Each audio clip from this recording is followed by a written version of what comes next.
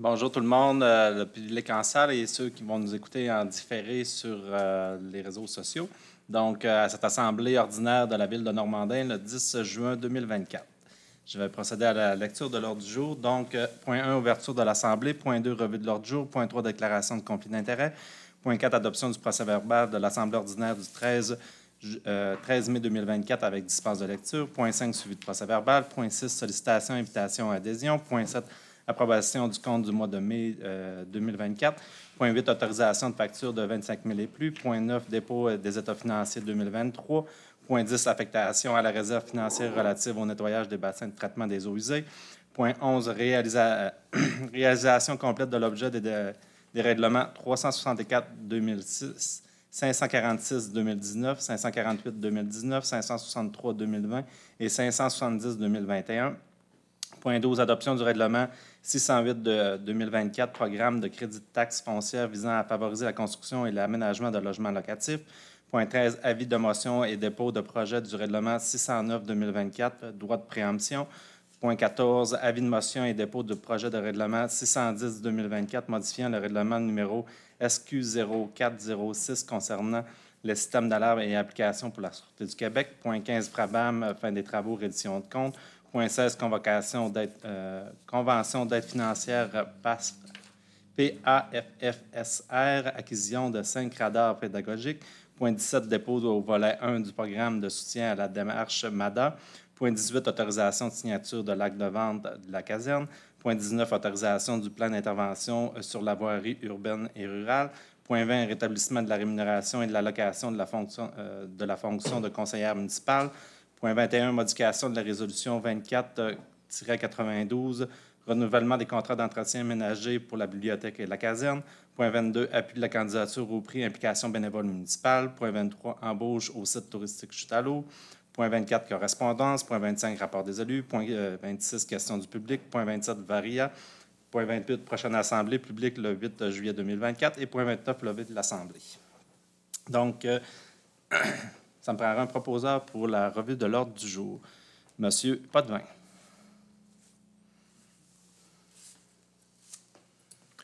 Je propose que l'ordre du jour soit accepté tel que présenté et qu'il y ait possibilité d'inscrire de nouveaux items à variage jusqu'à écoulement de tous les items du dit ordre du jour. Merci, M. Potvin. Déclaration de conflit d'intérêts. Est-ce que j'avais des conflits d'intérêts? Oui, le point 20. Parfait, Mme Thibault. Donc, vous allez vous retirer pour ce point. Merci.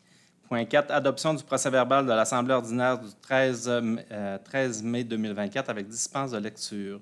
M. Bourgault. Merci, M. le maire. Alors, considérant que tous les membres du Conseil de la Ville de Normandin ont préalablement pris connaissance du procès-verbal de l'Assemblée ordinaire du 13 mai 2024, et ce, au moins 48 heures avant la tenue de la présente Assemblée, je propose que le Conseil de la Ville de Normandin adopte avec dispense de lecture le procès-verbal de la séance régulière tenue le 13 mai 2024. Voilà. Merci, M. Bourgault. Suivi au procès-verbal, M. Nadeau. Oui, merci, Monsieur le maire. Donc, on avait donné un don à la dernière séance de 2871 et 22 au Grand Jardin de Normandin. On avait autorisé une dépense de 28 617 pour le nettoyage du puits numéro 1, donc une dépense en haut de 25 000. Et ensuite, on avait fait le renouvellement d'entretien des contrats ménagers pour la bibliothèque et la caserne. Ça fait le tour. D'ailleurs, ce dernier point, on va le revoir tantôt. Une petite correction.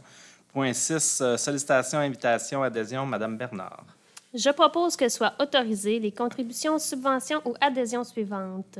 Donc, 175 $ pour le renouvellement de l'adhésion à la CREDD du Saguenay-Lac-Saint-Jean, 640 $ pour une place au camp de jour pour le CIUS Saguenay-Lac-Saint-Jean, un montant de 500 $ pour le défi d'émetteur de la Fondation du Cégep de Saint-Félicien, et 10 certificats cadeaux de 100 $ en prix de présence du restaurant de la Chute à l'Ours pour le souper des saisonniers.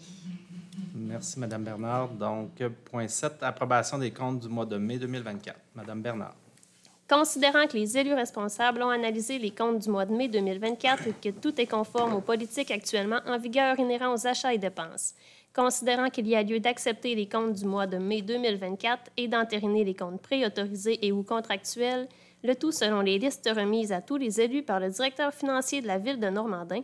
Je propose que le conseil municipal approuve et entérine le paiement des salaires, des allocations de dépenses, des achats ainsi que les comptes contractuels et ou préautorisés du mois de mars 2024 pour un montant de 796 294,18 $, le tout tel qu'il apparaît sur la liste préparée en détail et déposée à chacun des membres du conseil de ville de Normandin.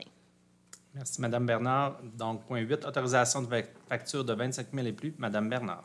Considérant l'article 477.1 de la loi sur les cités et villes, je propose que le conseil municipal autorise le paiement des 2 factures suivantes qui sont supérieures à 25 000, donc 27 565,26 pour le remplacement du puits de pompage numéro 2 qui a été fait par R.J. Lévesque et Fils et un montant de 30 861,13 pour du rapiessage à BR Asphalt Inc. Merci, Mme Bernard. Donc, pour le point 9, c'est un dépôt des états financiers de 2023. Donc, je vais laisser Madame, excusez-moi, là, je n'ai pas pris en note votre nom, donc une représentante de Mallette là, pour nous faire la présentation des états financiers. Madame Kathleen Hunter, oui. L'année passée, je vous avais débaptisé aussi, je pense. Donc, désolé, je vous cède la parole pour la présentation des états financiers. Donc, merci, Monsieur le maire. Donc, Kathleen Hunter, directrice responsable de la Ville de Normandin chez Mallette. Donc, je vais vous présenter les chiffres, là, dans le fond, de l'année 2023 pour la Ville de Normandin. Notre rapport de l'auditeur, rapidement, Monsieur le maire va vous en parler plus en détail. On a une réserve cette année. Par contre, c'est pas qu'il y a des choses, là, justement, là, de pas correctes dans la comptabilité de la Ville de Normandin. C'est qu'il y a une nouvelle norme qui a été applicable au 1er janvier 2023 et qu'il n'y a pas encore de travaux qui sont faits, mais il n'y a pas d'impact là, cette année dans les livres. Il va vous en parler plus en détail tout à l'heure. Donc, au niveau du sommaire des résultats à des fins fiscales pour l'année 2023, on a des revenus de fonctionnement cette année pour 7 271 295 $. On va voir en détail tout à l'heure, ça se compose de quel montant. Et au niveau de l'investissement, on a 659 465 $ pour un total de revenus de 7 930 760 cette année. Au niveau des charges, donc les dépenses, encore une fois, on va les voir en détail plus loin, mais on en a eu pour 8 201 674 qui nous donne un excédent déficit de l'exercice avant conciliation des fins fiscales de 270 914. On vient enlever nos revenus d'investissement qui ont servi à faire nos projets, 659 465. Donc, avant conciliation, on a un déficit de 930 379. On vient ajouter nos éléments de conciliation des fins fiscales. Donc, notre amortissement des immobilisations corporelles, on vient l'ajouter. Ce n'est pas une dépense qu'on a eu à payer, c'est un amortissement comptable, donc on n'a pas à taxer. On ajoute 1 648 462. On vient ajouter le financement qu'on a fait à long terme des activités de fonctionnement. Donc, on a financé des frais d'émission sur une dette. Donc, on vient l'ajouter ici, 37 500. On a remboursé nos dettes dans l'année pour 371 801 $. On a fait des affectations, dans le fond, de nos taxes. On a utilisé 249 000 $ pour aller financer différents projets qu'on va voir tout à l'heure en détail. On a aussi affecté des sommes vers nos réserves, donc excédent déficit accumulé 47 804, qui inclut nos réserves là-dedans, notamment des remboursements en fonds de roulement et une réserve pour les élections qui est constituée, qui est prévue dans la loi. Donc, on envoie des montants chaque année pour aller augmenter notre réserve, prévoir nos dépenses d'élection. Autre élément de conciliation, on en a pour 378 324. Plusieurs choses là-dedans. On a des terrains qui ont été vendus. On a aussi une camionnette qui a été vendue. On a aussi une quote-part négative là, d'un placement qu'on a là-dedans dans l'aérodrome Lac-Saint-Jean qui a réalisé une perte cette année. Donc, tout ça est combiné là, dans les autres éléments de conciliation ici pour totaliser 378 324. Donc, on a des ajustements pour 1 395 681 qui nous donne notre excédent de fonctionnement de l'exercice 2023 au final de 465 302 $ pour la Ville de Normandin.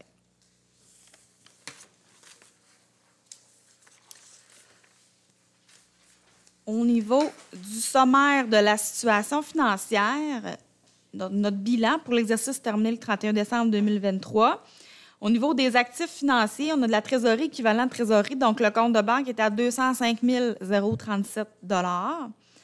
On avait des comptes à recevoir pour 2 291 485 $. Donc, les principaux montants là-dedans, c'est des subventions qu'on a à recevoir des gouvernements pour nous aider à payer nos projets et les taxes qui sont à recevoir aussi, et principalement les subventions. Autres actifs financiers, 704 797, c'est les différents placements qu'on a. Donc, on a un placement dans la régie Géant, la régie du parc industriel cette année, qui est une nouvelle régie qui a été construite il y a quelques années. Donc, cette année, elle a des revenus. Donc, on vient comptabiliser notre quote-part selon le pourcentage de l'entente qu'on a faite au départ quand on l'a créé. Et l'aérodrome Lac-Saint-Jean aussi qui est là-dedans. Notre part, encore une fois, au pourcentage de notre participation selon les bénéfices qu'il réalise ou les pertes. Donc, les trois placements ensemble donnent 704 797 pour un total d'actifs financiers de 3 201 319.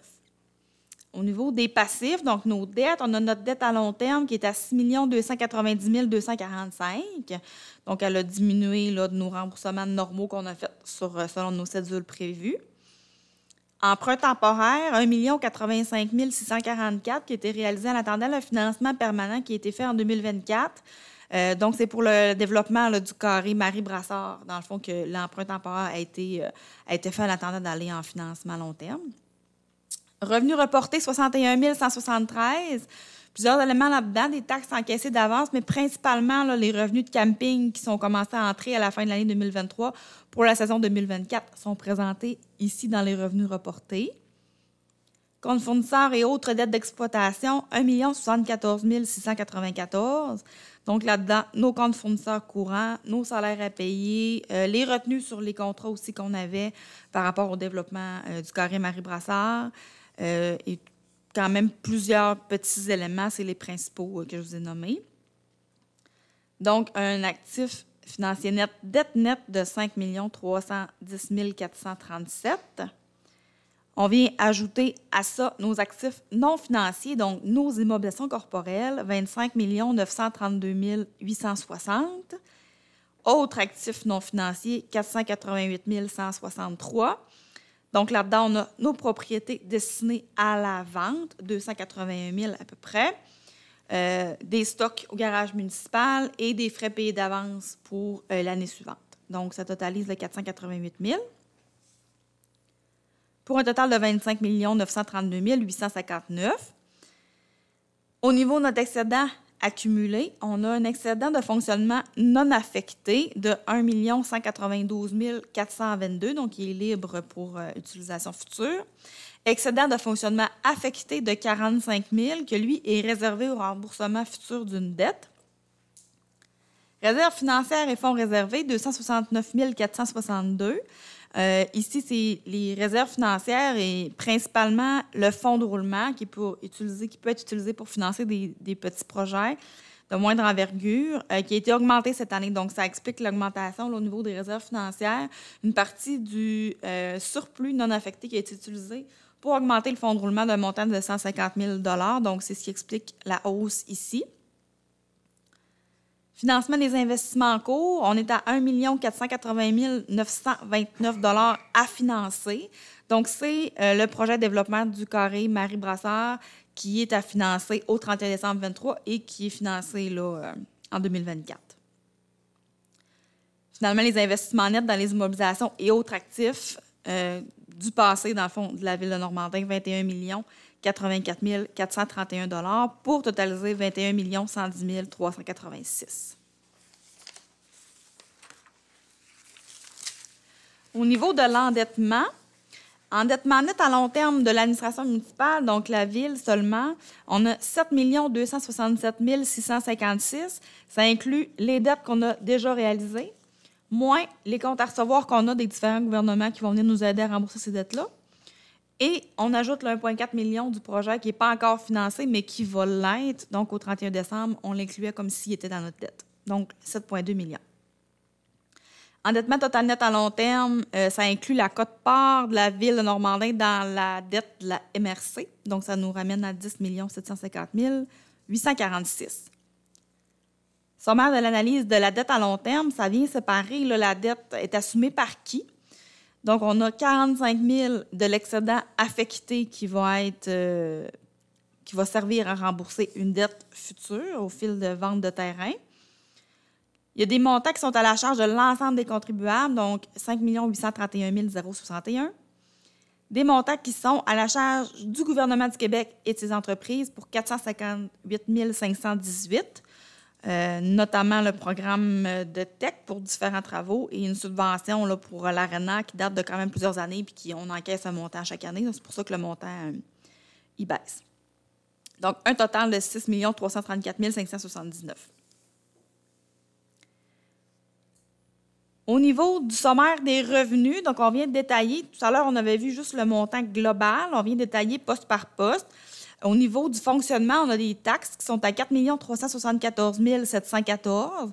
Donc, on a une augmentation par rapport à 2022. Plusieurs éléments, notamment une augmentation de taux qu'il y a eu cette année, donc à peu près 66 000 d'augmentation de taxes à ce niveau-là. Les valeurs imposables augmentent toujours à chaque année, donc on a presque 50 000 juste avec l'augmentation des valeurs imposables. Puis après ça, plusieurs plus et moins là, qui nous ramènent à cette augmentation-là. Compensation tenant lieu de taxes, 492 639. Quand même assez stable par rapport à 2022. Ça, c'est des montants qui nous proviennent du gouvernement qu'on reçoit. On n'a pas de service à rendre nécessairement, là, précisément par rapport à ces montants-là. Au niveau des transferts, donc les subventions pour le fonctionnement, on a 726 067. On a une baisse là-dedans au niveau de la subvention péréquation qu'on reçoit de 51 000. Par contre, on a fait des travaux là, au niveau du fonctionnement qu'on a eu une subvention là, cette année pour aller réaliser. Donc, c'est venu compenser cette baisse-là. Sinon, la baisse s'explique là, principalement par des subventions en 2022 qu'on avait, notamment au niveau de la COVID et du tournage du film Marie-Chapdelaine qu'on n'a pas cette année. Fait que ça vient expliquer la diminution. Au niveau des services rendus, on en a eu pour 1 163 667. Donc, on a quand même une bonne augmentation par rapport à 2022. C'est quand même une année là, à 100 % reprise post-COVID. Donc, il y a beaucoup de services qu'on a rendus, notamment au niveau des loisirs. Donc, l'aréna, les restaurants, les inscriptions aux activités. Si on se rappelle, 2022, au début de l'année, on n'avait pas... tout n'était pas en opération. Donc, 2023, c'est vraiment là, 100 % de reprise. Ce qui explique la hausse des revenus de services rendus. Imposition de droits, 100 836. Donc, ici, augmentation aussi par rapport à 2022. On a une augmentation là, au niveau des permis qui ont été pris, qui ont presque doublé, donc à peu près un 7 000 d'augmentation. On est à 15 000 de revenus à ce niveau-là. Les droits de mutation aussi qui ont augmenté d'une dizaine de mille à peu près là, par rapport à 2022. Et les licences de chiens aussi qui sont inclus dans ce poste-là. Amende, pénalité et intérêt de placement de portefeuille, 96 630. Donc, ce qui est principalement dans ce poste-là, c'est presque 100 % de l'intérêt. Donc, les intérêts sur les arriérés de taxes et les intérêts sur les surplus de liquidités qu'il y a dans le compte de banque. Les intérêts sur les dettes augmentent, mais sur les liquidités aussi. Donc, ici, ça fait une petite augmentation par rapport à 2022. Autre élément, 316 743. Donc, on a des ventes de terrain qui sont répercutées ici, qu'il y a eu dans l'année. Puis, on a aussi là, des revenus qu'on a chaque année, carrière sablière d'une douzaine de mille. Donc, les ventes de terrain, c'est presque 300 000. Donc, 7 271 295. Et au niveau des revenus d'investissement, donc, on a eu des transferts, des subventions pour 147 441. Principalement le programme PRABAM pour à peu près 92 000. Donc, ça, c'est un programme vraiment pour aller rénover les bâtiments comme les hôtels de ville, garages municipaux, centres communautaires. Ce n'était pas les infrastructures sportives, c'était vraiment axé sur rénover les bâtiments plus administratifs. Donc, lui, on est allé le chercher en faisant des rénovations et aussi des montants là, au niveau de la MRC pour divers projets qui totalise le 147 441. Autre, 512 025. Le principal élément là-dedans, c'est qu'on a eu une restructuration au niveau de la chute à lourd qui a été liquidée à la fin 2023. Puis tous les actifs sont maintenant à même la ville de Normandin, donc l'organisme de la chute à lourd n'existera plus. Puis l'impact a été que tous les actifs cumulés du passé de la chute à lourd sont maintenant dans la ville. Et ça fait comme un revenu et aussi un investissement là, du même montant d'à peu près 518 000 là, qui a été fait. Donc, il n'y a pas d'argent qui a été sorti, mais l'impact comptable est là, en plus dans les revenus, mais aussi en plus dans les investissements. Donc, c'est le principal poste. Là. C'est pour ça aussi l'augmentation par rapport à 2022, ce n'est pas un élément qui est récurrent. Donc, un total de revenus de 7 930 760.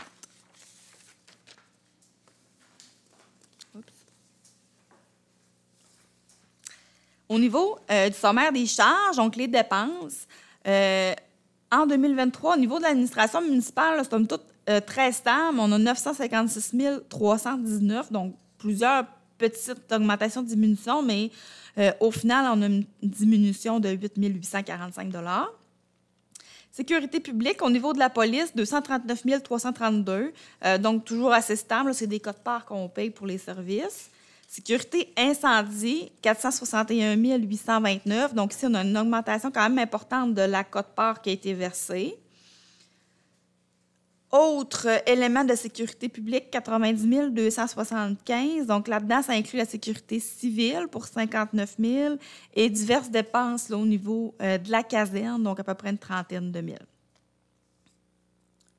Transport réseau routier, 964 611. On a une diminution par rapport à 2022 ici. Donc, il y a eu moins de travaux, notamment là, de rechargement dans les rangs qui a baissé. Par contre, pour compenser, on a eu une augmentation au niveau du déneigement cette année. Donc, un moins l'autre, ça donne la diminution de 57 000 qu'on a ici. Transport collectif, 21 414, c'est une quote-part qu'on paye pour le transport Maria Express. Autre élément dans le transport, 16 523, c'est diverses dépenses au niveau du garage qui est présenté ici, puis qu'on voit que c'est très stable par rapport à 2022. Hygiène du milieu, eau et égouts, 676 247. Donc, on a une augmentation de 107 000 par rapport à 2022. Quand même plusieurs travaux imprévus par rapport à des bris qu'il y a eu. On a prolongé aussi là, au niveau du réseau pour les Sertundra. Il y a des travaux par rapport à des puits qui ont été faits. Donc, ça a causé l'augmentation ici, mais ce n'est pas des éléments nécessairement qui sont récurrents. Là, ça dépend vraiment de ce qui s'est passé dans l'année. Matière résiduelle, ici, c'est une quote-part qu'on paye, 386 387, donc une petite augmentation. Autre élément, 34 466. Donc, c'est une facture qu'on a eue de la MRC pour des travaux qui ont été faits à un cours d'eau. On a la dépense ici. Par contre, là, il est inclus dans les revenus aussi, là, de l'autre côté. Donc, il n'y a pas eu d'impact là, pour la ville de Normandin. On a une dépense, mais on a aussi un revenu pour venir compenser. Ça a été refacturé. Santé et bien-être, 41 295 $. Donc, on a une petite diminution par rapport à la dépense de 2022. C'est principalement la participation dans l'OMH. On assume toujours une partie du déficit, puis il a été un petit peu moins grand cette année. Donc, ça diminue la dépense à assumer par la ville. Aménagement, urbanisme et développement. Donc, aménagement, urbanisme et zonage, 128 559. On a une augmentation par rapport à 2022 de 17 000 $. C'est principalement une augmentation des services professionnels en trait à l'aménagement et l'urbanisme. Promotion et développement économique, 96 319. Ici, on a une baisse de la quote-part de la MRC qui est payable pour le développement économique. On a un petit peu une baisse des aides qui ont été versées. Puis on a aussi, là, tout à l'heure, je vous parlais des revenus du tournage de Maria Chapdelaine, mais on a une baisse aussi au niveau des dépenses ici en 2023. Autre élément, 442 532, c'est encore une fois des ventes de terrain qui sont répercutées là. Toujours les mêmes ventes de terrain là, qui ont plusieurs impacts à différents endroits. Donc ici, c'est ce qui explique là, l'augmentation, les terrains qu'on a vendus dans l'année. Loisirs et culture, 1 768 389, relativement stable par rapport à 2022, considérant l'ampleur des dépenses. On a une petite baisse de 21 579 $.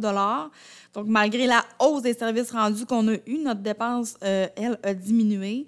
Donc, c'est notamment là, au niveau des salaires qui ont été comme restructurés, là, au niveau des arénas, tout ça, réévaluer les besoins. Donc, ça a créé une baisse là, au niveau des dépenses de loisirs et culture.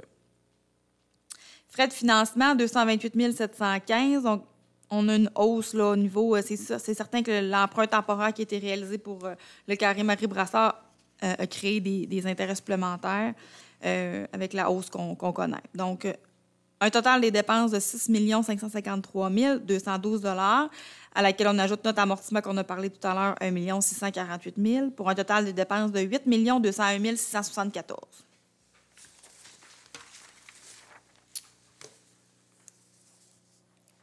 Pour terminer avec nos excédents déficits d'investissement de l'année,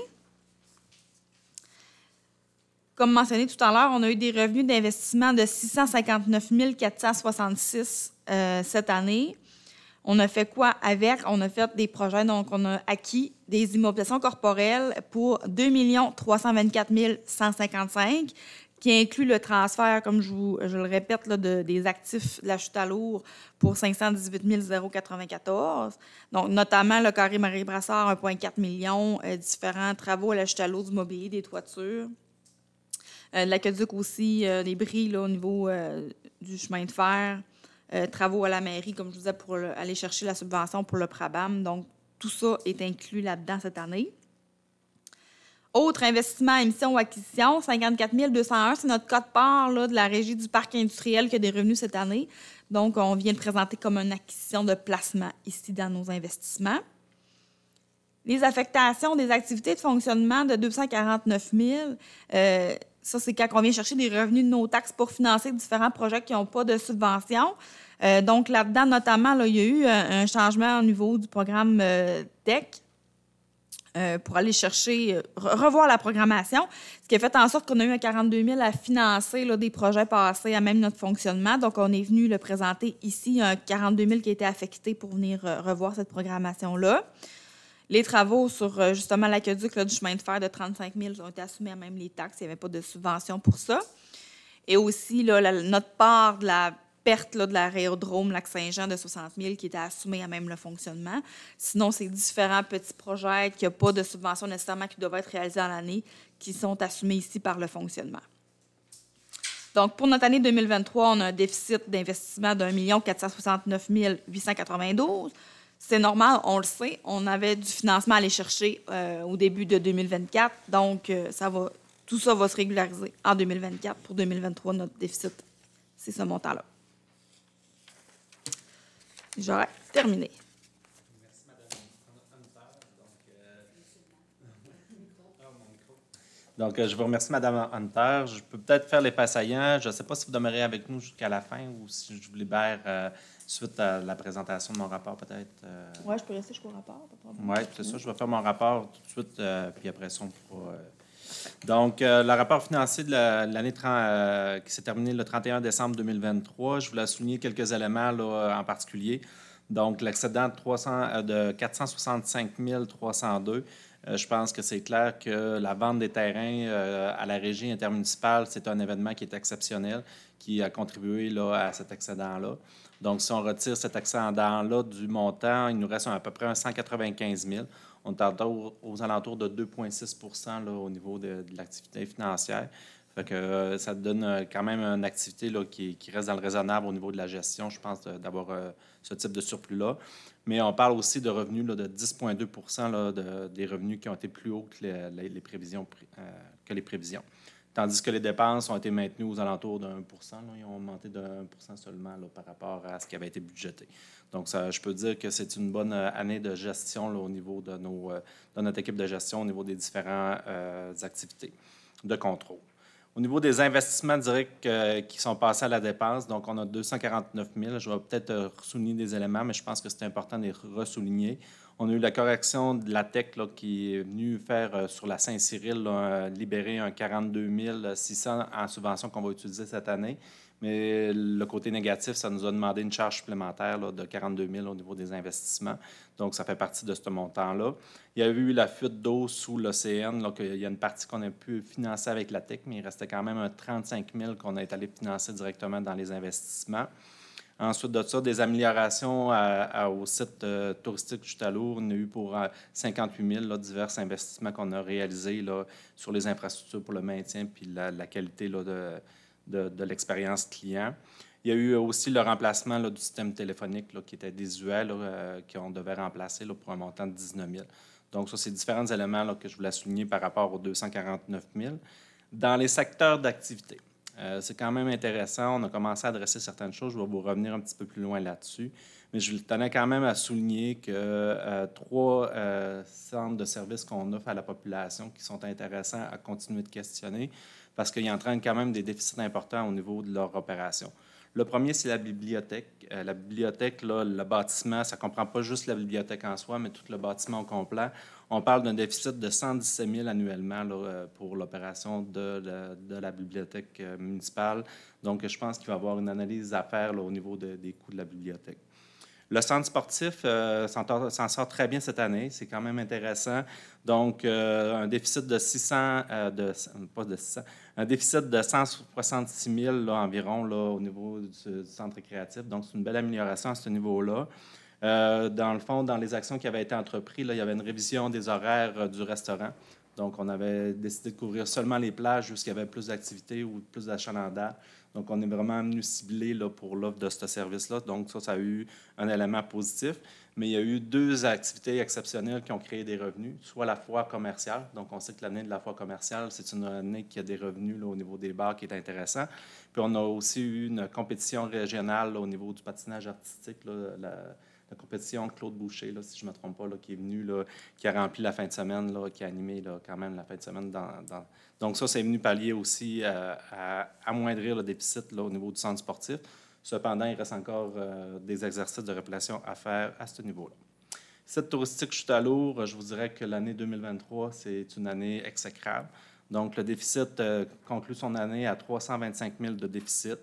Donc, il ne faut pas oublier qu'il y a eu une perte de revenus importante pour le mois de juin et le début juillet avec la situation des feux de forêt, avec l'excès de boucan. Donc, ça a créé là, vraiment un trou à ce niveau-là, au niveau des revenus. Ça s'est repris avec l'automne. On a eu une belle automne. Ça a été bien de ce niveau-là. Mais il y a eu vraiment là, une perte de revenus à ce niveau-là. Et vous comprendrez que nos actions qu'on a prises durant l'automne dernier pour en arriver là, à restructurer notre gestion du site, là, qui nous a amené à avoir quelqu'un qui est dédié à la gestion du site, on en faisait partie de cette réflexion-là parce qu'on savait, nous, de ce côté-là, qu'il y avait à avoir des défis au niveau de la rentabilité. Ce qui nous amène à un surplus accumulé d'un peu plus d'1 million au niveau de la municipalité. Donc, qu'est-ce qu'on a fait? C'est sûr que nous, dans la préparation du budget 2024, on avait les indicateurs qu'on s'enlignait vers ce surplus-là. Donc, on a pris des actions. Une des premières stratégies qui a été faite, c'est lors de l'élaboration du budget. Donc, il y a eu une révision serrée des postes budgétaires. Donc, ça va amener encore un exercice un petit peu plus complexe là, au niveau du suivi des budgets. Donc, Jean-Sébastien, M. Nadeau a travaillé quand même avec les différents directeurs là, à voir là, si on pouvait reviser nos dépenses là, à la baisse ou restructurer différemment pour éviter de surtaxer les citoyens aussi à ce niveau-là. On a eu l'augmentation du fonds de roulement qu'on a profité pour le faire. Donc, c'est une nouvelle stratégie. On s'est dit, au lieu de 100 000, on va le monter à 250 000 pour nous faire du prêt lors d'un petit projet là, en cours d'année ou pour des besoins ponctuels qu'on va venir rembourser. Donc, c'est une nouvelle stratégie qu'on a mis en place. Il y a eu la réserve aussi au niveau des bassins, là, pour le nettoyage des bassins. Aujourd'hui, vous allez voir un petit peu plus tard dans la rencontre, on va prendre une résolution pour venir affecter un fonds parce que l'entretien des bassins s'en vient. Donc, on va affecter une partie des surplus non affectés là, à cet entretien-là qui est prévu là, dans les prochaines années, qui nécessite quand même un montant de 300 000 au niveau des prévisions. Donc, on va venir faire une stratégie par rapport à ça. Puis, avec le surplus accumulé, bien, il y a toute la gestion des actifs qu'on est en train de voir présentement. Donc, évaluer nos différents actifs. Donc, de ça, il va y avoir différents projets qui vont venir. Fait que ce million-là va servir de levier pour adresser les différentes problématiques qu'on va cibler là, dans le projet budget 2025. Donc, c'est sûr, dans le budget 2025, vous allez sûrement avoir des propositions pour l'affectation du surplus accumulé de la municipalité. En terminant, je veux porter à votre attention, Mme Hunter l'a mentionné tantôt, donc au niveau des vérificateurs, là, il y avait quand même une réserve à nos états financiers, et cette réserve-là est due à une nouvelle norme qui est rentrée en fonction le 1er janvier 2023. Donc, cette norme-là est en lien avec l'amiante dans les bâtiments. Donc, il y a vraiment un exercice là, à produire là, pour voir les bâtiments qui peuvent être affectés puis quel montant que ça va prendre pour faire les rénovations de ces bâtiments-là. Donc, on est plusieurs villes on est devant le constat de ce travail-là à faire. On disait tantôt, là, il y a seulement 2 villes là, qui l'auraient fait au Québec, qui seraient les plus avancées à ce niveau-là. Donc, on s'inscrit dans à peu près la majorité des villes. De quelle façon qu'on va adresser cette problématique-là, comment on va venir le provisionner, ce montant-là. Donc, il y a tout un exercice là, qu'on va s'adresser. On va sûrement faire la démarche, mais il va y avoir quand même beaucoup de réflexion à faire à ce niveau-là. Juste pour vous porter à l'attention, on a l'hôtel de ville, là, lorsqu'on a changé la fenestration, qu'on s'est rendu compte là, au niveau du garage qu'il y en avait. Donc, c'est un des bâtiments. On présume qu'il y en a seulement un, mais on n'est pas des experts non plus. Donc, il va falloir sûrement investir là, dans de l'expertise à ce niveau-là. Fait que, Mme Hunter, je ne sais pas si j'ai bien résumé au niveau de l'arrêt. Oui. Fait que c'est ce qui ferait le tour. Je ne sais pas si je me permettrais peut-être de prendre des questions s'il y en a de la part du public, là, vu qu'on vient de faire les états financiers. Je ne sais pas si M. Bernard avait des questions ou si vous voulez les garder pour la période de questions. Oui. Est-ce que vous pouvez aller au micro, s'il vous plaît? Vous pouvez aller au micro, s'il vous plaît? Plus de questions.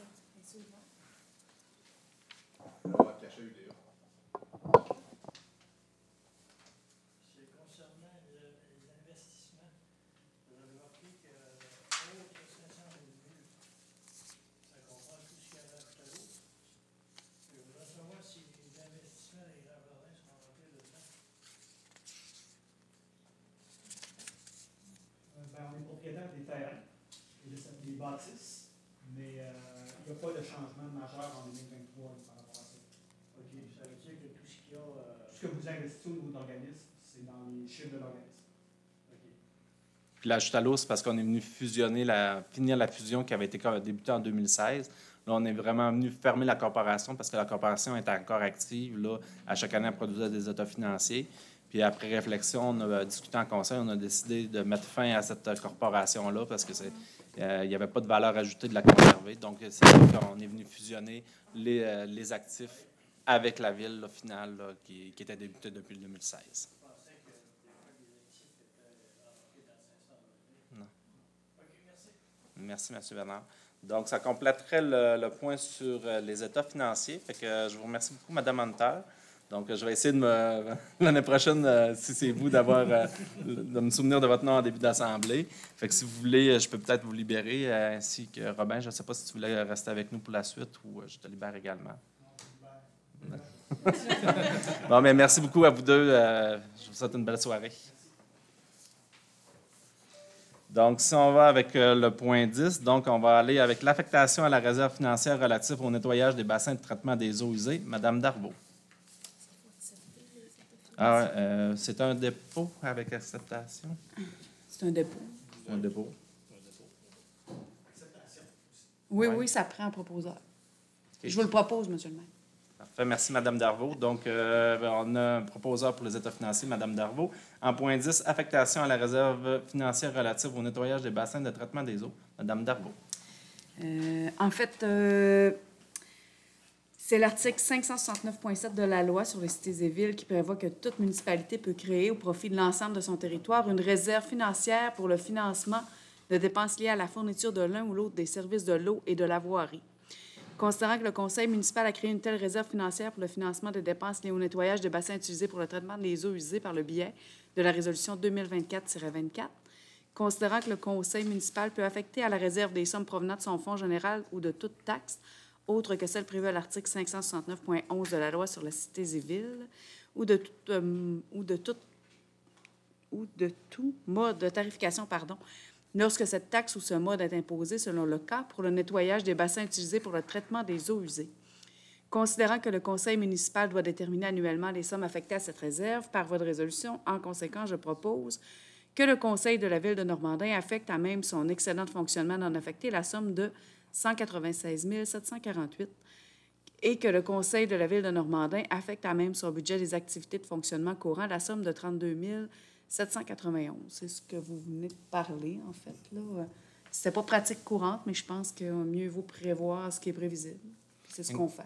Exactement. Donc, on vient charger aux utilisateurs actuels le coût actuel de l'usage des bassins. Donc, ça évite de refiler une facture aux usagers futurs, donc aux générations futures. Donc, je pense que c'est une bonne pratique en développement durable.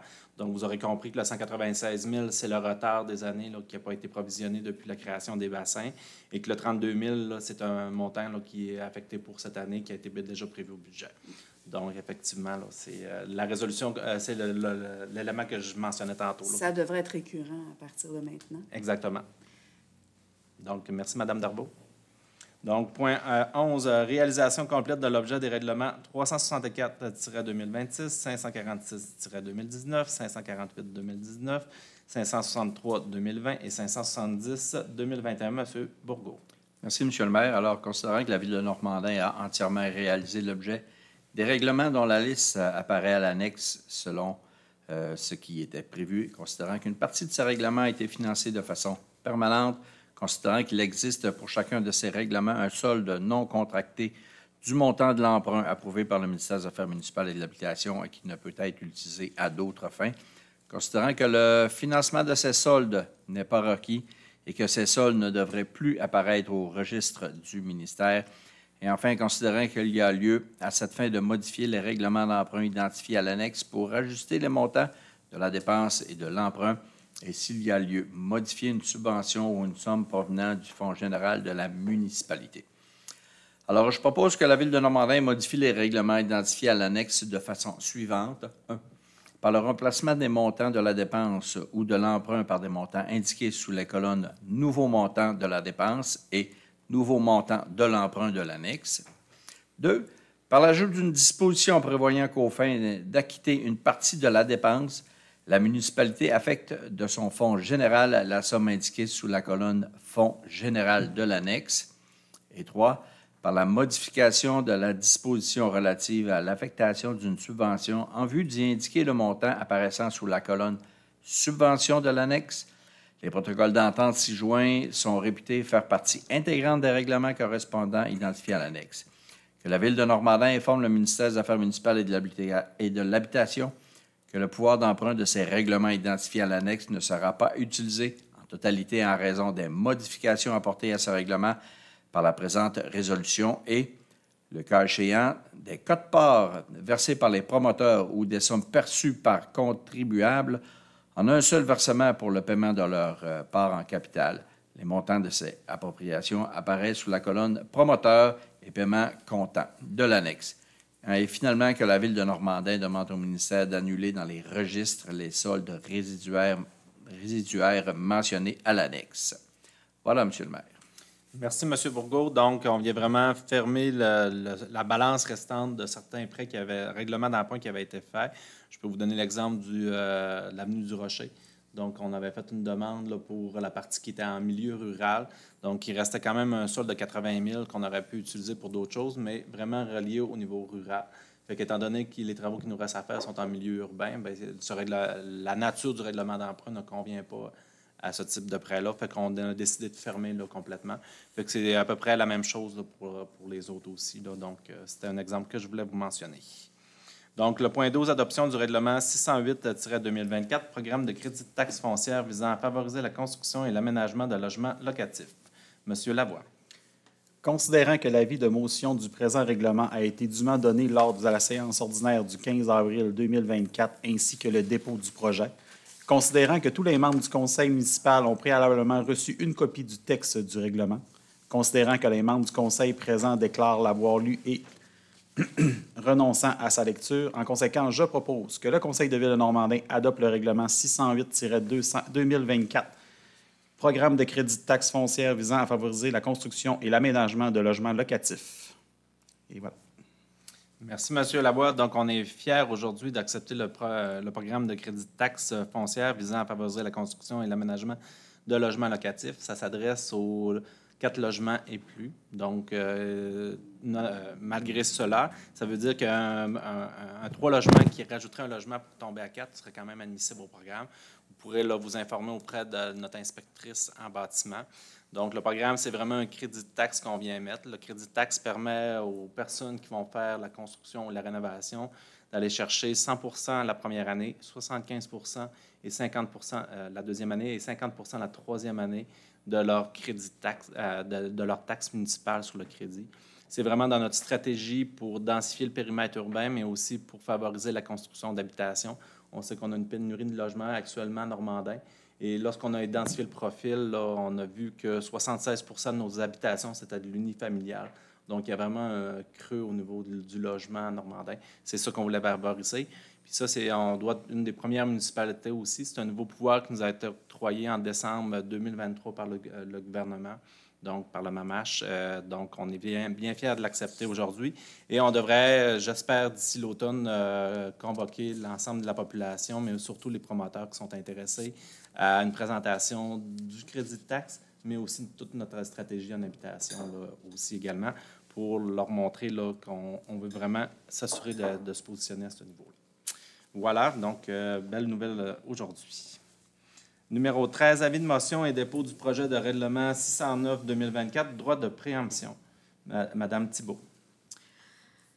Je donne avis de motion à l'effet que sera adopté une assemblée subséquente, un règlement numéro 609-2024, déterminant le territoire assujetti au droit de préemption ainsi que les fins municipales pour lesquelles les immeubles peuvent être acquis. Un projet de ce règlement est également présenté séance tenante et une dispense de lecture est également donnée pour l'adoption. Merci, Mme Thibault. Comme on veut instaurer des bonnes pratiques, quand on fait le dépôt, on veut expliquer un peu les projets qu'on dépose. Donc, je vais passer la parole à M. Nadeau pour faire la présentation de ce projet de règlement.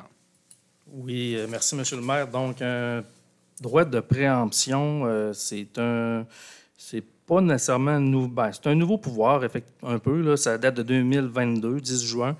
Donc, ça permet aux municipalités de se prévaloir du droit de préemption sur un immeuble. C'est quoi un droit de préemption? Bien, ça nous permet à la Ville d'acheter en priorité sur tout autre acheteur certains bâtiments ou terrains en vue d'y réaliser des projets au bénéfice de la communauté, mais aussi à des fins municipales. Par des fins municipales, ça pourrait être de l'habitation, on pourrait favoriser l'habitation, de l'environnement, des parcs et espaces verts, culture et activités communautaires, développement économique local, infrastructures publiques et services d'utilité publique, transport, conservation d'un immeuble patrimonial ou réserve foncière. Fait que nous, en faisant un droit de préemption, il va s'appliquer sur tout le territoire urbain de Normandin, tout le périmètre urbain, donc l'ensemble du territoire, et même un petit peu au-delà, là, mais notamment dans le territoire du périmètre urbain, un petit peu aussi à Chutalo, parce qu'il y a des chalets privés.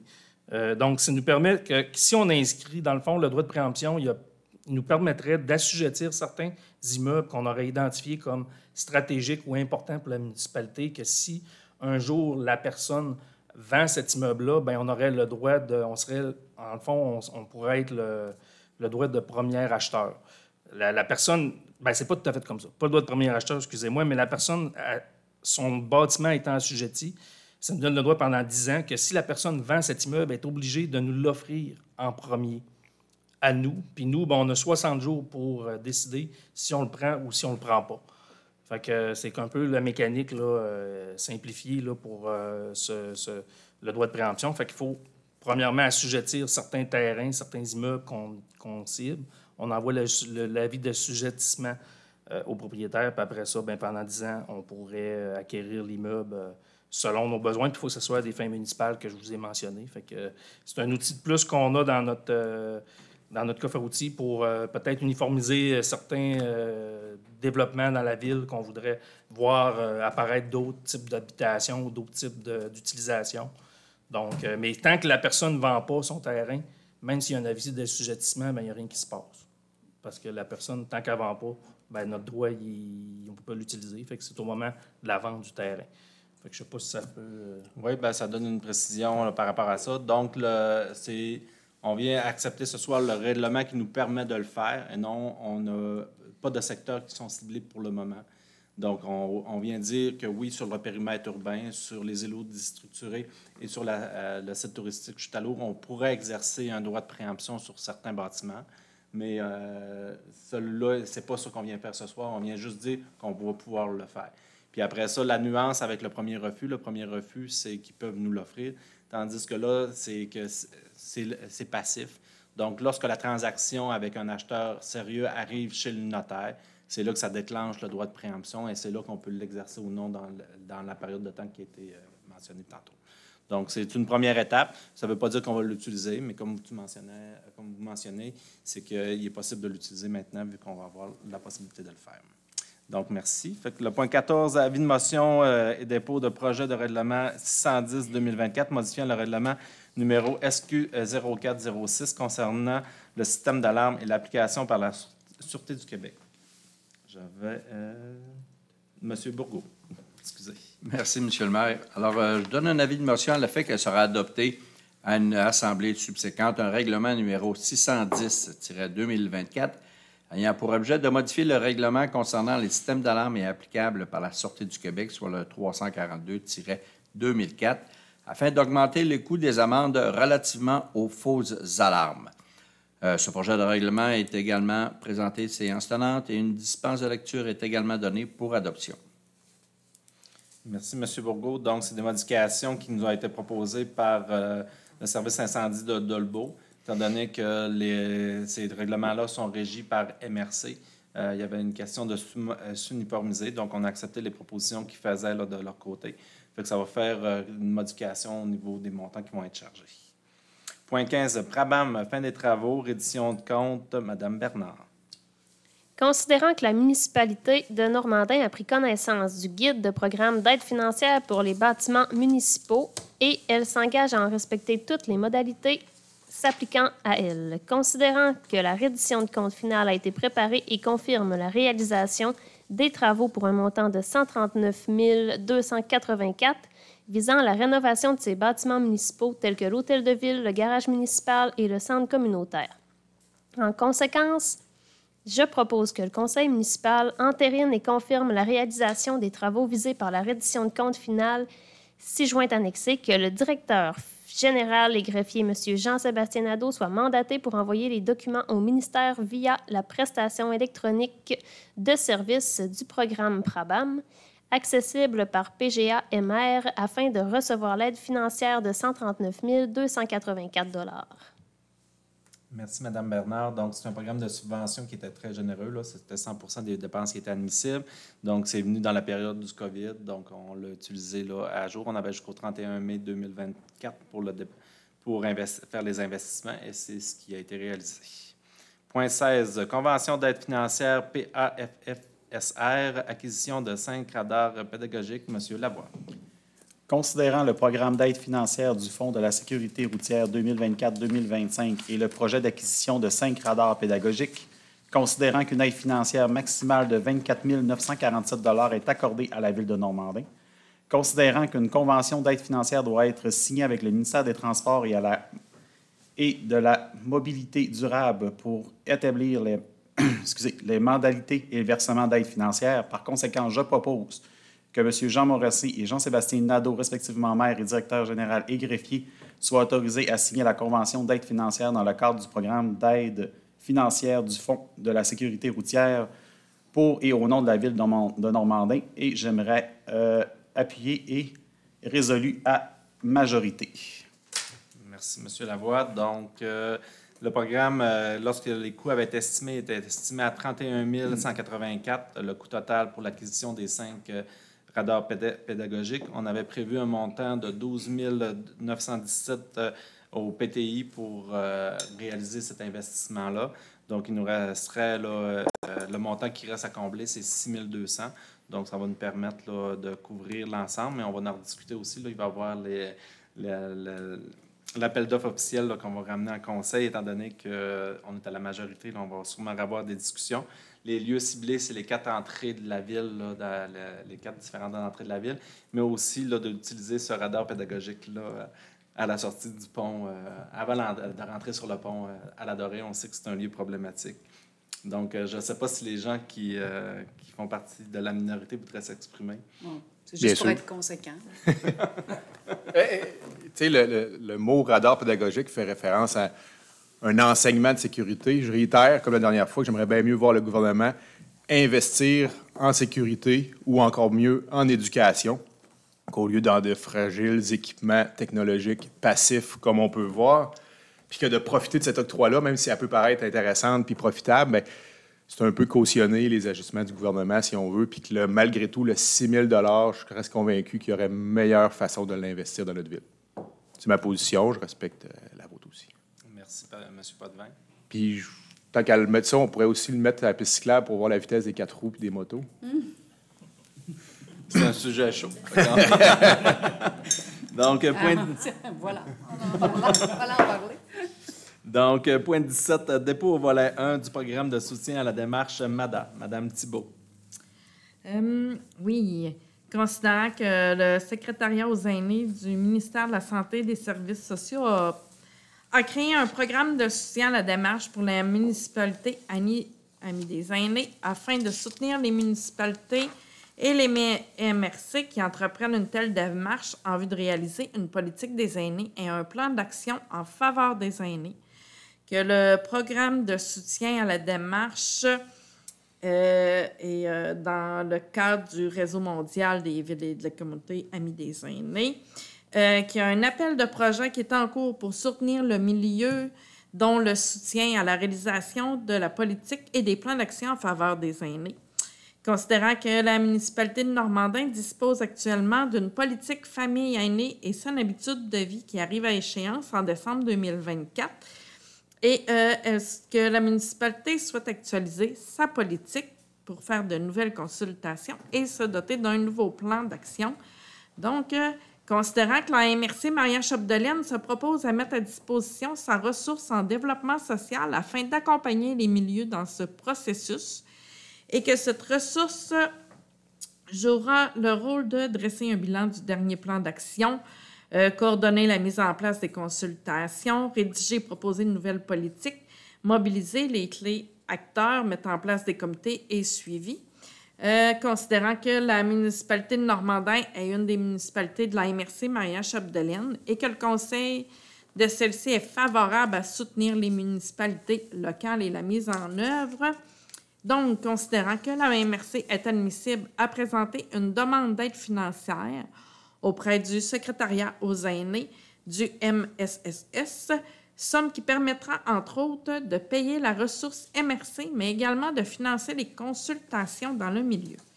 En conséquence, je propose que le conseil de la municipalité de Normandin confirme sa participation à la demande d'aide financière collective qui sera dressée par la MRC Maria-Chapdelaine, est d'accord sur le fait que les travaux visés le seront sous la coordination de la MRC Maria-Chapdelaine.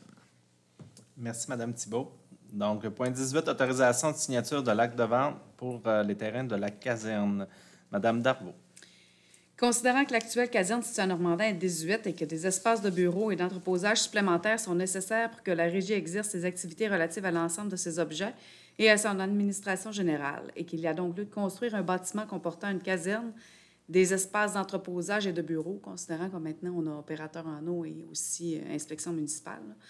Considérant la résolution 2023-141 prise en juin 2023 acceptant le règlement d'emprunt numéro 15-2023 pour couvrir les frais de services professionnels pour la conception de plans et devis de construction d'une caserne et ses services municipaux. Considérant la résolution 2023-238 adoptée en octobre 2023 acceptant la réservation d'un lot projeté pour l'implantation de la caserne. Considérant que le conseil municipal de la ville de Normandin a évalué l'implantation possible de la future caserne de la Régie sur le lot 6 625 215 d'une dimension de 6 873,8 mètres carrés.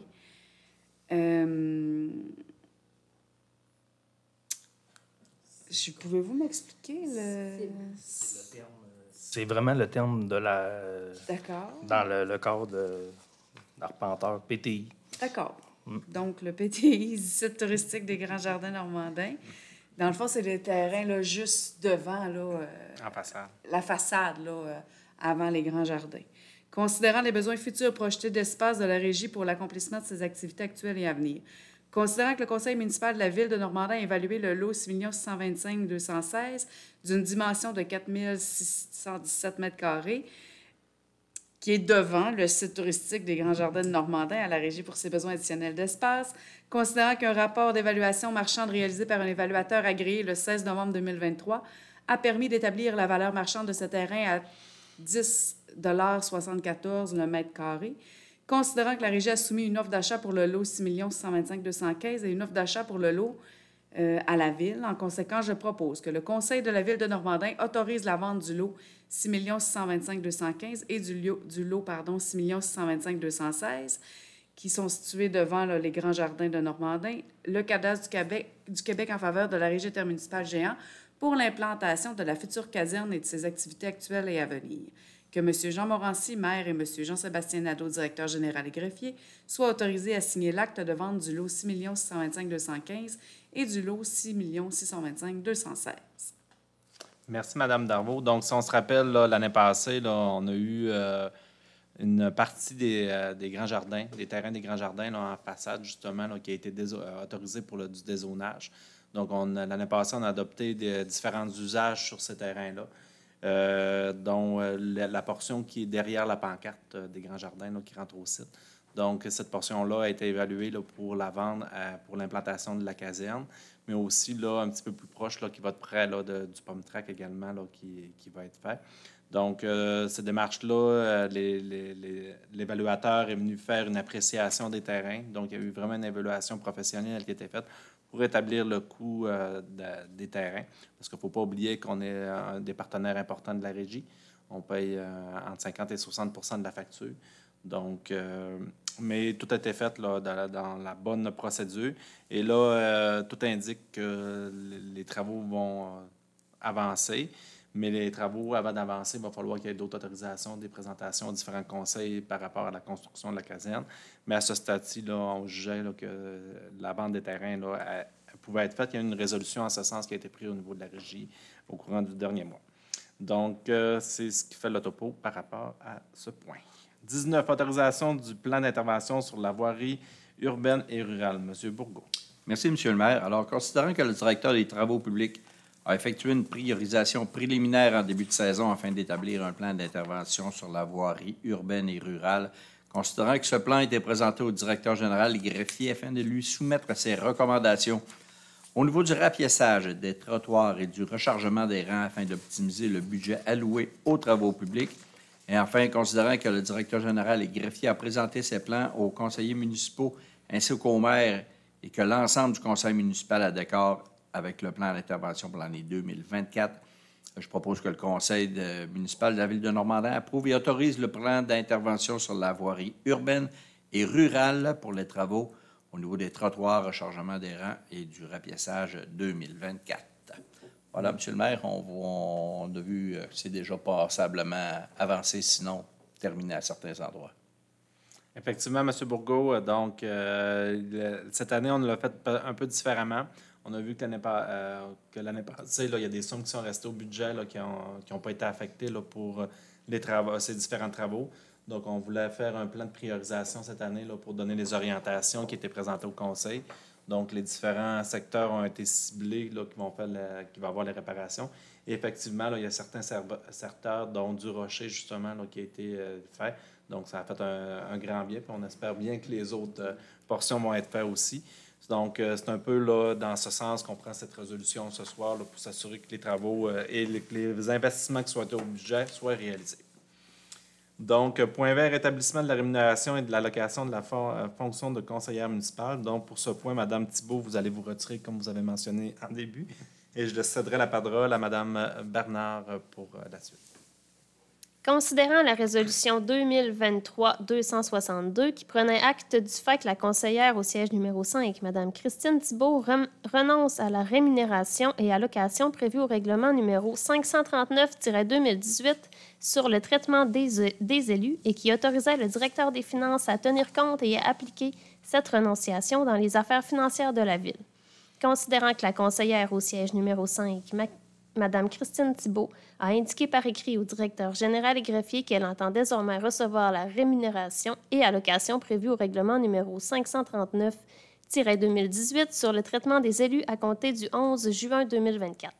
En conséquence, je propose de prendre acte du fait que la conseillère au siège numéro 5, Mme Christine Thibault, entend désormais recevoir la rémunération et allocation prévue au règlement numéro 539-2018 sur le traitement des élus à compter du 11 juin 2024, d'informer le directeur des finances afin qu'il attribue à la conseillère du siège numéro 5, Mme Christine Thibault, la rémunération et allocation prévue au règlement numéro 539-2018 sur le traitement des élus à compter du 11 juin 2024. Merci, Mme Bernard. Point 21, modification de la résolution 2024-92, renouvellement des contrats d'entretien ménager pour la bibliothèque et la caserne. Madame Thibault. Considérant la résolution 2024-92 a été adoptée le 13 mai dernier et qu'une nouvelle entente a été composée suite à l'adoption pour reconduire les clauses des contrats signés initialement en février 2005 pour la bibliothèque et en avril 2009 pour l'entretien de la caserne et aussi y apporter des changements au niveau de la tarification des services. Considérant qu'il y a lieu de modifier la résolution pour y joindre la nouvelle entente, en conséquence, je propose que la résolution 2024-92 soit modifiée comme suit. Que le dernier paragraphe où on peut lire que toutes les autres clauses du contrat signé initialement en février 2005 pour l'entretien de la bibliothèque et en avril 2009 pour l'entretien de la caserne soient aussi reconduites par la présente, soit remplacé par que le Conseil de Ville de Normandin autorise M. Jean-Sébastien Nadeau, directeur général et greffier, à signer tout document relatif à l'entente entretien ménager de la bibliothèque et de la caserne composée afin de rassembler les ententes, reconduire les clauses existantes et la mettre à jour. Merci, Mme Thibault. Est-ce que vous aviez des commentaires, M. Nadeau, sur les... Non, bien c'est ça dit. Dans le fond, c'est que la résolution, il y avait une petite coquille, là, fait que l'entente est signée et le ménage de la caserne et de l'hôtel de ville, de la bibliothèque, excusez, se fait normalement, mais c'est tout ce que j'avais à dire. Merci. Enfin, merci, M. Nadeau. Donc, point 22, appui de candidature au prix Implication bénévole municipale, Mme Thibault. Considérant que la municipalité de Normandin désire présenter la candidature de l'un de ses organismes au prix Implication bénévole municipale, qui rend hommage à des organismes qui ont contribué bénévolement au mieux-être de leur collectivité ou à l'amélioration des relations entre la municipalité et ses résidents. Considérant que les grands jardins du Lac-Saint-Jean, Normandin, se qualifient selon les critères d'admissibilité de par la création d'un parc d'été et d'un parc d'hiver. Considérant que le projet soumis est conforme à la loi et au règlement vigueur, je propose que le Conseil de Ville de Normandin appuie la candidature au prix Implication bénévole municipale des grands jardins Lac-Saint-Jean, Normandin. Et pour être sur le conseil d'administration, c'est une équipe extraordinaire. Je suis épatée de voir comment ça travaille très, très fort. Excellent. Puis je pense que c'était de mise. Ça prenait un organisme qui se distingue, qui va plus loin que sa mission. On se souvient qu'en 2018, lors de la création des parcs des grands jardins, c'était des jardins communautaires et un centre petit géant. Cependant, ils sont allés beaucoup plus loin puis ont créé divers autres univers dans ce lieu. Donc, je pense que ça va de soi là, qu'on puisse présenter leur candidature à ce prix-là. Par la suite, on va voir la suite des choses. Donc, point 23, embauche au site touristique Chutalour, M. Potvin. Considérant que des postes ont été ouverts pour des emplois saisonniers réguliers et étudiants à la Ville de Normandin pour la saison estivale 2024, considérant que des entrevues ont permis d'évaluer les candidats qui avaient postulé pour ces postes, considérant qu'il y a lieu d'entériner les engagements des candidats retenus par le comité du personnel, en conséquence, je propose que le conseil municipal entérine l'engagement des personnes suivantes à titre de personnel saisonnier régulier et étudiant à la Ville de Normandin, aux dates de début d'emploi mentionnées ci-bas et selon les avantages et salaires prévus à la Convention collective des employés municipaux de la Ville de Normandin, actuellement en vigueur. Louis Terrien, préposé à l'entretien ménager, 2024-05-21. Anaël Deraps, préposé au restaurant, 2024-06-20. Merci, M. Potvin. Point 24, correspondance. M. Nadeau. Oui, on a eu une correspondance du réseau Biblio du Saguenay-Lac-Saint-Jean. Donc, on a eu, pour notre bibliothèque, on a eu une distinction, le prix de la bibliothèque de l'année pour l'année 2023 pour les bibliothèques avec une population de 1501 personnes et plus. Donc, c'est la deuxième année consécutive qu'on a ce prix. Donc, on est bien fiers, puis ça montre l'excellent travail de notre personnel à la bibliothèque. Et aussi, on a eu aussi une lettre du ministère des responsables du sport, des loisirs, du plein air et députée de Brome-Missisquoi, Mme Isabelle Charret. On était informé que notre projet de mise à niveau du sentier de chute à l'eau, oui, merci. Je pense que là, mon autochtone est loin.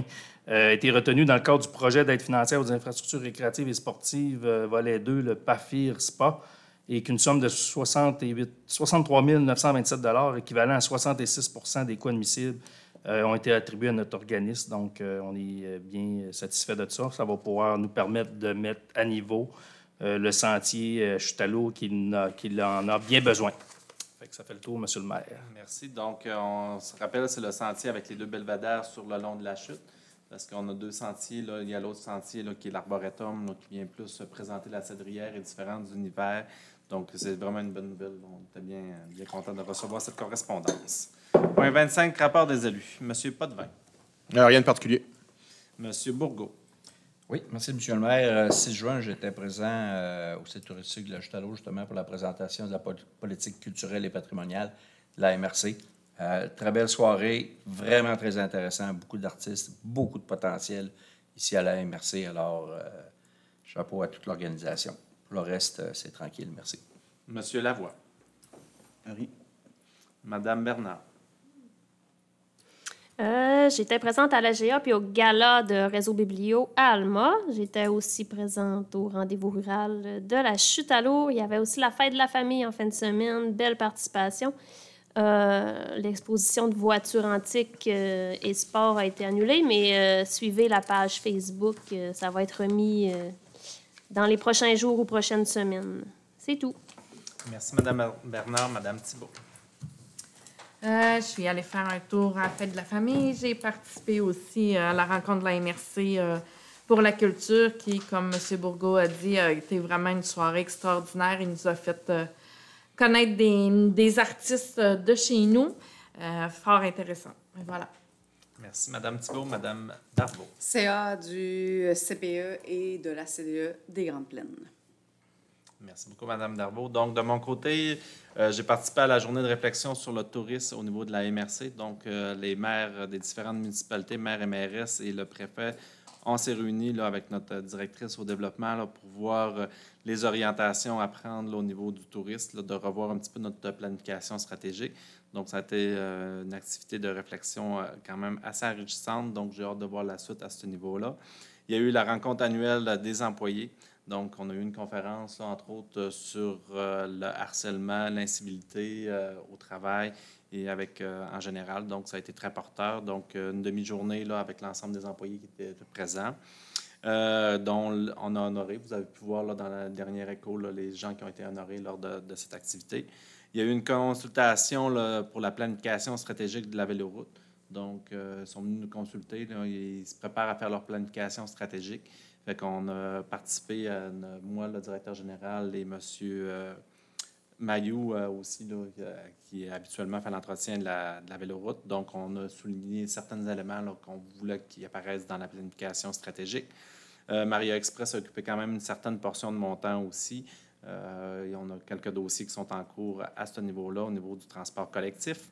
Donc, l'école d'été en santé durable, j'ai participé à cette école d'été. C'était une première école faite par l'UQAC à ce sujet. Elle s'est tenue dans notre MRC ici, là, au complexe Saint-Jean. Donc, la santé durable, c'était le sujet qui était abordé. Donc, c'est quoi la santé durable? C'est, dans le fond, ils sont venus le verbaliser, là, de faire un concept qui est peut-être plus accessible. Donc, c'est le concept « un esprit sain dans un corps sain », dans un milieu de vie et un environnement sain sur une planète en santé. Donc, fait que c'est ça. Fait que ça a été un 3 jours de réflexion quand même assez intensif là, au niveau de voir différents éléments. Et d'ailleurs, on a accueilli les chercheurs, les étudiants qui sont là en recherche, mais aussi les autres participants de cette activité-là, ici à Normandin, le mercredi soir. Ils sont venus voir le phénomène social des grands jardins. Donc, voir comment ce commun-là évolue, un peu le questionner, voir le modèle, voir l'implication des citoyens dans ce magnifique site. Ils sont venus voir aussi un peu notre stratégie qu'on est en train de développer avec le SARP, là, la réflexion par rapport au centre sportif, l'aménagement du parc, tout ça. Et M. Éric Villeneuve nous a fait une belle présentation d'un artiste qui revient en région. Donc, ça a été fort intéressant et il a d'ailleurs invité en primeur le groupe à voir sa future galerie d'art qui va inaugurer le 21 juin prochain. Donc, c'était fort intéressant. Il y a eu le Gala Méritas de la Polyvalente. Donc, de suivre les jeunes tout le long de l'année sur Facebook, c'était fort intéressant. Nos jeunes se sont démarqués en sport, en art, en divers domaines, mais d'aller les voir à la Polyvalente aussi, là, c'est toujours un bel événement. Et d'ailleurs, l'événement est en ligne pour les gens que ça peut intéresser. Là, c'est vraiment fort intéressant. Il y a eu le rendez-vous rural de la MRC. C'était le lancement de la politique culturelle. Donc, la MRC vient d'adopter sa première politique culturelle. Celle-ci va venir nous appuyer parce qu'il ne faut pas oublier que nous, on a une depuis 2017 qui est fort intéressante. Donc, cette politique culturelle-là qui est plus axée sur vraiment le volet culture là, au niveau des sens, du côté des arts, va venir nous appuyer dans bien des niveaux, mais entre autres là, au niveau des artistes, mais aussi de la préservation du patrimoine. Là. Il y a tout un volet de la préservation du patrimoine qui est présent au niveau de cette politique-là. Après ça, j'ai fait une présentation de notre stratégie en habitation. C'est une activité qui était organisée par le MAMACH avec plusieurs urbanistes, l'Association des urbanistes au niveau régional. Donc, je suis allé faire la présentation de notre stratégie d'habitation que je vous parlais tantôt, que j'espère vous présenter prochainement là, ici là, avec notre nouveau crédit de taxe. Et il y a eu effectivement la fête de la famille là, qui était une belle activité. Fait que c'est les quelques éléments que je voulais vous porter là, de mon dernier mois. Donc, on serait rendu au point 26, questions du public. Est-ce qu'il y avait des questions du public? Monsieur Bernard. Bonsoir. Concernant les déclarations de taxes, c'est strictement les maisons neuves? Dans le fond, le crédit de taxe, ce n'est pas les maisons, ça va être vraiment les 4 logements. Le crédit de taxe est vraiment réservé pour les 4 logements, soit en construction ou en rénovation. Même en rénovation? Oui, en rénovation. De la façon que le crédit de taxe a été structuré pour la rénovation, ça va être la prise de valeur. Ça prend une prise de valeur d'au-dessus de 100 000 des rénovations qui va être faite. Puis là, le bâtiment va être admissible au crédit de taxe. OK. Le projet de loi que j'avais parlé tantôt, je ne sais pas si c'est un projet de loi concernant l'achat d'immeubles de tes premiers acheteurs. Le droit de préemption. Ouais. Oui. Ça, c'est... Bon, là, je vais donner un exemple. Supposons qu'il arrive un acheteur de baraque, je parle dans une couple d'années. Supposons qu'il arrive un acheteur de baraque qui ne peut pas y vendre. Si vous avez déterminé que la baraque fait partie de votre... Exactement. Puis là, il faut vraiment déterminer là, un secteur stratégique. On ne peut pas le faire sur n'importe quel secteur, tout ça. Donc, si on a un secteur qu'on jugerait que ça serait pertinent, qu'on veut le réapproprier, soit pour faire un parc, soit pour faire une desserte différente pour un stationnement ou réaménager différemment, là, on pourrait venir justifier le droit de préemption de le mettre là-dessus. Mais la personne n'est pas obligée de... n'a pas de pression, c'est pas comme une expropriation. Donc, c'est un droit qui est passif, qui est là. Donc, si demain matin, dans le 10 ans qui est là, on peut le renouveler par la suite, mais dans la période de 10 ans, si la personne veut transiger, puis qu'il y a une transaction qui se rend chez le notaire, bien, nous, on a 60 jours. 60 jours pour dire si on veut l'acquérir et d'avoir les sommes pour faire l'acquisition. Je voudrais juste peut-être ajouter, M. le maire, corrigez-moi si je me trompe, mais il faut mettre exactement la même offre. Oui. Que ça prend une offre faite à la personne, puis la ville, il faut qu'elle donne exactement la même chose que l'offre qui a été faite. Fait que vous comprenez qu'il n'y a pas de perte pour le vendeur. Si avant 100 000, vous ne pouvez pas arriver aux autres dire on va te donner 75 000. C'est ça. Non. On a juste le pouvoir de dire est-ce que à ce montant-là, on la jette ou pas. C'est ça. Les personnes qui vont être, les immeubles qui vont être choisis, ils vont être amortis. Oui. Fait que là, pour le moment, on fait juste se mettre parce que sinon, disons qu'on voudrait l'utiliser puis on n'aurait pas ce règlement-là. Il faudrait commencer par adapter ce règlement-là, puis après ça, le mettre sur un immeuble. Tandis que là, on fait la première étape, on l'accepte. Puis après ça, si on juge, là, parce qu'on a quand même fait plusieurs choses au courant de la dernière année, on est venu faire la caractérisation au niveau de l'habitation, on est venu faire la caractérisation au niveau industriel du périmètre urbain. Donc, il y a plein de choses qui sont en cours présentement pour réfléchir, là, pour pouvoir rénover notre périmètre urbain. Donc, on s'est dit, on va l'adopter tout de suite, on l'aura dans notre bagage là, pour des actions futures. OK. Dans la caserne, Oui. vous avez dit que ça va se réaliser. Bien, il y a plusieurs étapes, dont le financement. Puis présentement, le financement, là, on a eu l'état préliminaire des plans et des travaux. Le montant actuel est quand même assez important. Fait qu'on, là, on a fait d'autres démarches pour aller chercher du financement supplémentaire. Fait que, à ce stade-ci, on n'est pas prêt à le présenter aux différents conseils. Je pense qu'on a demandé, nous, le conseil de la régie, parce qu'il ne faut pas oublier que les 5 maires des municipalités sont le conseil d'administration de la régie. On s'est dit, présentement, nous autres, on n'est pas prêt à aller de l'avant avec le projet. On va avoir du financement supplémentaire pour diminuer le coût de projet avant d'aller le présenter au conseil. Cependant, là, les démarches, ça va quand même bien, mais on n'a pas de confirmation. Fait qu'on n'est pas prêt à ce stade-ci de dire qu'il va y avoir une construction, puis on n'a surtout pas d'horizon de construction. Mais on s'est dit, c'est assez probant qu'on pourrait peut-être enclencher au moins la transaction au niveau des terrains. Mais dans le contrat, là, M. Nadeau, vous me corrigerez si je me trompe, il y a quand même une clause aussi qui nous garantit de récupérer les terrains si jamais il n'y a pas de construction. Ça veut dire que vous ne pouvez pas dire à soi, ça va coûter 2, 3, 4 millions. Non. J'ai trop tôt pour s'avancer là-dessus. Ben, en tout cas, il y a une esquisse, il y a un ébauche qui est présenté. Là. Après ça, j'aimerais remercier le conseil de ville d'avoir présenté les grands jardins comme bénévole à l'organisme. Je ne sais pas c'est quoi vraiment. C'est un prix du gouvernement. C'est provincial. C'est vraiment un prix là, à l'Assemblée nationale. Donc, c'est l'Assemblée nationale qui fait un appel de mise en candidature pour les organismes bénévoles. Merci. Ça fait plaisir. Donc, sur ce, est-ce qu'il y avait d'autres points pour le VARIA? S'il n'y a pas d'autres points en VARIA, prochaine assemblée publique le 8 juillet 2024. Et ça me prendra un proposeur pour la levée de l'Assemblée. Je vous propose la levée de l'Assemblée à 21h28. Merci, M. Potvin.